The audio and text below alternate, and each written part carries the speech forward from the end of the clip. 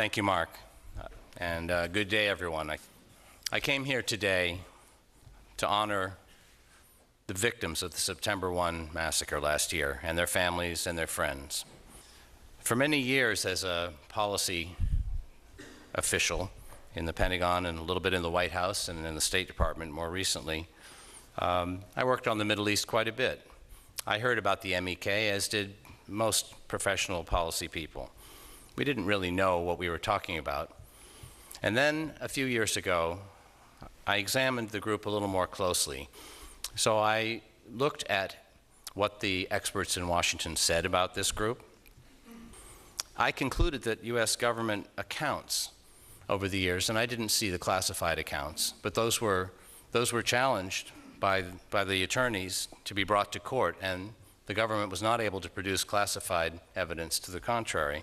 But the public accounts appeared to have been changed over time, tampered with, exaggerated, altered, and simply not squared with the facts. They did not reflect the fact that these are people who came to oppose the dictatorships of originally the Shah of Iran, who became brutally opposed to any political dialogue or any challenge from within, or the religious fundamentalist regime that took over in 1979. What's been written about the MEK, that these alleged human rights abuses, there's been a lot of allegations. There's no evidence, there's no credible evidence of any of it. And this has infected some important institutions. We heard that they terrorized the country after the Shah fell. That's not true. Le Monde said that Masoud Rajavi, had he been allowed to run instead of having a secret fatwa calling for his death, would have gained millions of votes, including the support of all of the ethnic minorities, women, and religious minorities as well. We heard that they became a branch of Saddam Hussein's military, once ensconced at Camp Ashraf in Iraq. This is false. You can read the newspaper clippings at the time when they were allegedly brutalizing the Kurds in the north and the Shia in the south in the spring of 1991. They weren't there at all. In fact, there were Iranian regime figures who were coming in under Mufti dressed as Kurds and creating atrocities.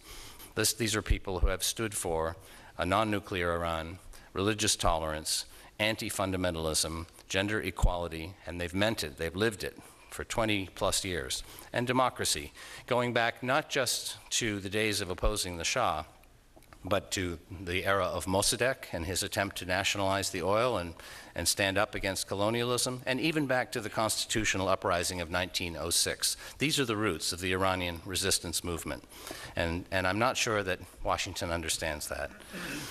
We are forsaking our own principles, our own laws, our international legal commitments, our written pledges, and the unarmed men and women who oppose dictatorship are paying with their lives. This may not be a media story, but Camp Liberty, it's a national disgrace. It's also an Iraqi disgrace, and Prime Minister Maliki, I think, has lowered the reputation of his country by becoming essentially a dictator and a partisan, a sectarian partisan. It falls to the new Iraqi Prime Minister right now to move the country toward unity. A lot is riding on what Ali Badi does. Through all of this, and my final word is that the resistance members have remained very composed, very focused, sad, never forgetting their fallen comrades, but they're unswerving in their belief that they'll see an end to tyranny in Iran. And these attributes, steadfast adherence to principle, unwillingness to trade their honor for convenience or safety, are at the heart of what they stand for.